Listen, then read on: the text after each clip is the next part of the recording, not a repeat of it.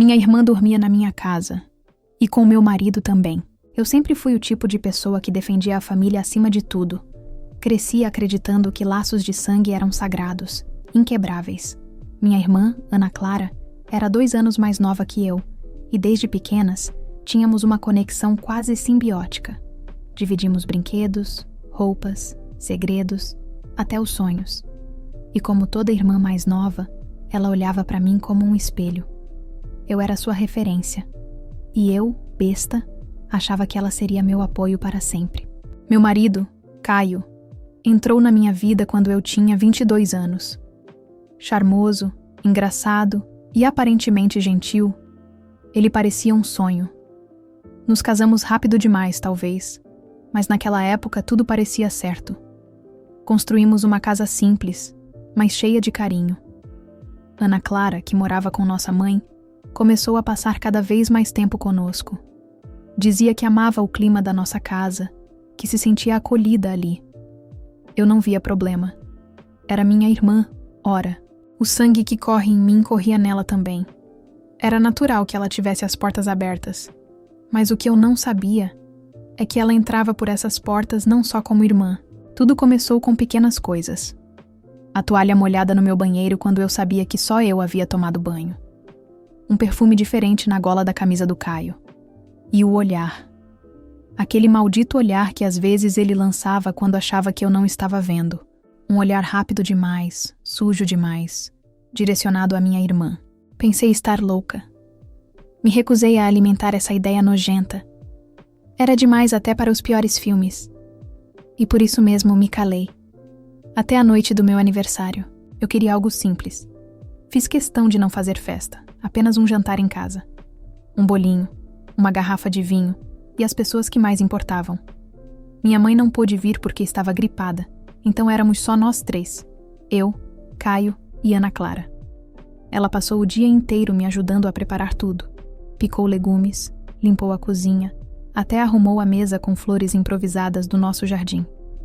Estava estranhamente animada, exageradamente solícita, quase como se estivesse tentando se redimir de algo. Quando a noite caiu, coloquei meu vestido vermelho favorito. Caio elogiou, claro, mas de um jeito apático, frio. O tipo de elogio que se diz por obrigação. Enquanto ele mexia no celular, Ana Clara saiu do banheiro com um vestido justo, curto e maquiagem carregada. Eu brinquei.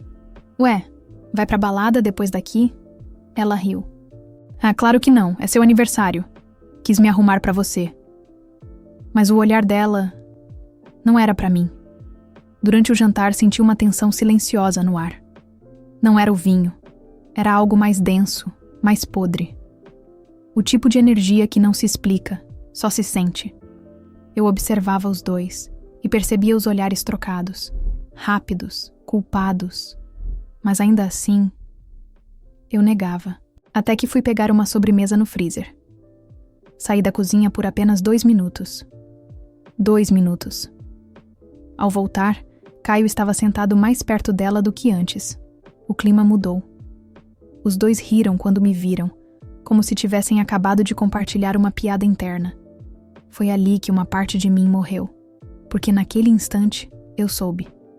Não precisava mais de provas. Meu instinto gritou, rasgou minha pele por dentro e me disse: eles estão juntos. Mas o que eu fiz? Sorri. Cortei o bolo. Fingi. Porque era isso que me ensinaram a fazer. Manter as aparências. Ser forte. Não fazer escândalo. Mas a verdade... ela não aceita ser ignorada por muito tempo. 2 dias depois, Caio saiu para trabalhar. Ana Clara estava no quarto de hóspedes, onde sempre dormia quando passava a noite aqui. Eu me sentia doente e não sabia mais se era tristeza, raiva ou nojo. Eu entrei no quarto dela sem bater. Ela estava deitada, rindo sozinha, no celular. Quando me viu, travou. O celular caiu no colchão. E por reflexo, eu fui mais rápida. Peguei o aparelho. A senha, a mesma que ela sempre usava desde a adolescência. Eu sabia. E ali estava. Mensagens com o nome salvo de Carlos Eletricista. Tão patético, tão óbvio, Tô com saudade do seu cheiro na minha cama. Ontem à noite quase não aguentei com ela ali do lado. Se ela descobrir, a gente finge que foi só uma vez. Ela não merece saber, não agora. Foram dezenas de mensagens, fotos, vídeos. Eles transavam na minha casa, na minha cama, enquanto eu dormia no quarto ao lado. E a desgraçada ainda teve a coragem de dizer: "Não é o que parece." Quase ri, mas ri de raiva. Ela tentou tirar o celular da minha mão. Me agarrou pelo braço, me implorou para conversar. E eu, pela primeira vez em anos, gritei. Um grito rasgado, animal, que parecia vir de outra vida. "Você é minha irmã. Você dormia na minha casa. Você me traiu." Ela chorava, dizendo que se apaixonou, que não sabia como aconteceu, que Caio que insistia. Eu não queria ouvir, porque nada justificava. Nada. Caio chegou à noite e encontrou as malas dele na varanda. "O que está acontecendo?" Perguntou com a maior cara de pau do mundo. Eu ri. "Pergunta para sua amante, aquela que tem o mesmo sangue que eu." Ele quis negar, claro. Mas quando mostrei as mensagens, o rosto dele empalideceu. Ana Clara, covarde, já tinha ido embora naquela tarde. Nem teve coragem de encarar a consequência. Eu fiquei com o coração estilhaçado, sozinha e em choque. Sabe aquele tipo de dor que adormece o corpo todo? Não era só o fim de um casamento. Era o fim de uma irmandade. Eu me sentia como uma estrangeira dentro da própria casa. Depois de tudo que descobri, cada canto da casa onde cresci parecia carregar o peso da mentira.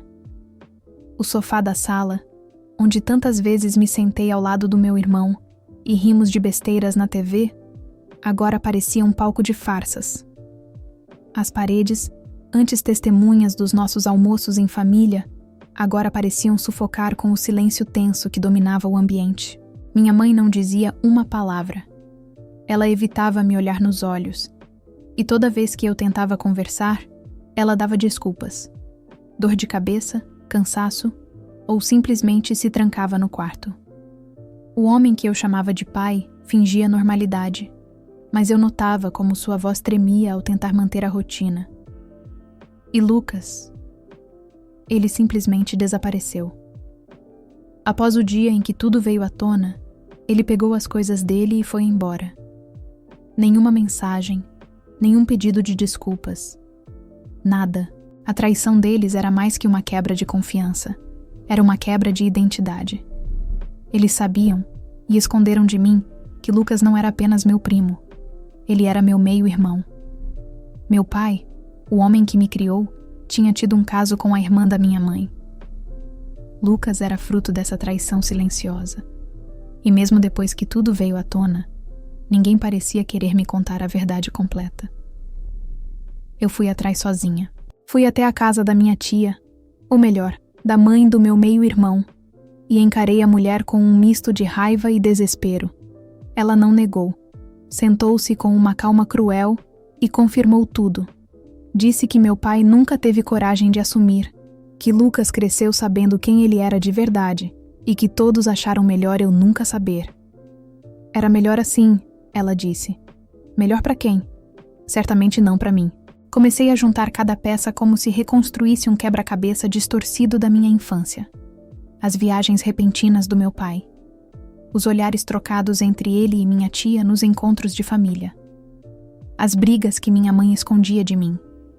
Tudo fazia sentido agora. E doía. Doía muito. Mas a maior dor ainda estava por vir. Ao vasculhar os documentos antigos da família, encontrei provas de que meu pai não apenas sabia de tudo, mas ele também garantiu que Lucas tivesse benefícios que eu nunca tive. Contas em nome dele, transferências mensais de dinheiro, até uma casa registrada em nome do afilhado. Enquanto eu lutava por cada centavo para pagar a faculdade, Lucas vivia como se fosse o verdadeiro herdeiro da família. Foi aí que entendi. Eu não era apenas traída. Eu fui deixada de lado. Mas isso não ficaria assim. Eu não queria acreditar que aquilo era real. Cada passo que eu dava pela casa parecia me afastar mais da família que eu achava conhecer. A sensação era como andar em um terreno instável, onde tudo que eu pisava se desintegrava sob meus pés. No dia seguinte, quando acordei, minha mãe estava sentada na varanda, fumando. Coisa que ela não fazia desde que eu era criança. O olhar dela era vazio, como se ela estivesse ali, mas a alma tivesse ficado em algum lugar distante. Eu me aproximei devagar e perguntei: "Ele foi embora?" Ela não me respondeu de imediato. Tragou fundo o cigarro, soltou a fumaça lentamente e apenas assentiu com a cabeça. "E a tia?" Perguntei com um nó na garganta. Ela sumiu. Levou algumas malas. Não disse para onde ia. Respondeu com a voz seca, sem emoção. Eu podia sentir a tensão no ar. Era como se a casa tivesse ficado mais fria, mais silenciosa. Meu pai havia jogado fora uma vida inteira por um momento de egoísmo, e agora todos nós estávamos tentando juntar os cacos. Nos dias que se seguiram, tudo virou um caos. Descobrimos que ele havia esvaziado parte da conta bancária conjunta. Parte dos bens estavam no nome da tia, um detalhe que ninguém sabia. Documentos antigos revelaram que ele vinha planejando essa fuga havia meses. A traição foi além do emocional, foi também financeira, estratégica, cruel. Minha mãe chorava escondida. Minha avó não saía do quarto. E eu senti um ódio que nunca tinha experimentado antes. Foi então que decidi. Se ele destruiu nossa família por ela, ele também veria o que é ter tudo destruído. Comecei a reunir provas, mensagens, áudios, fotos, tudo que pudesse expor o que ele fez. Não por vingança cega, mas porque ele precisava ser responsabilizado. Eu entreguei tudo ao advogado da minha mãe. Com isso, ela conseguiu congelar os bens e impedir que ele transferisse mais recursos. Entramos com um processo por danos morais e materiais. A tia? Ela tentou se esconder, mas os rastros ficaram. E, num golpe final, a empresa onde ele trabalhava, tradicional, conservadora, rígida, descobriu tudo por uma denúncia anônima. Ele foi demitido por quebra de conduta ética. Perdeu o cargo, a reputação e, com isso, a única coisa que ainda o fazia se sentir poderoso. No fim, ele escolheu ela. Mas ela não ficou. Abandonou ele logo depois que perdeu tudo. Minha mãe se reergueu. Mudou de cidade, começou um negócio próprio. Eu fui com ela, ajudei em tudo. Não foi fácil, mas conseguimos. E ele... Bem, ele nos deixou sem nada. Mas acabou com menos ainda. Essa foi só uma onda no mar de histórias reais. Inscreva-se, ative o sininho e continue navegando comigo, o Capitão Reddit.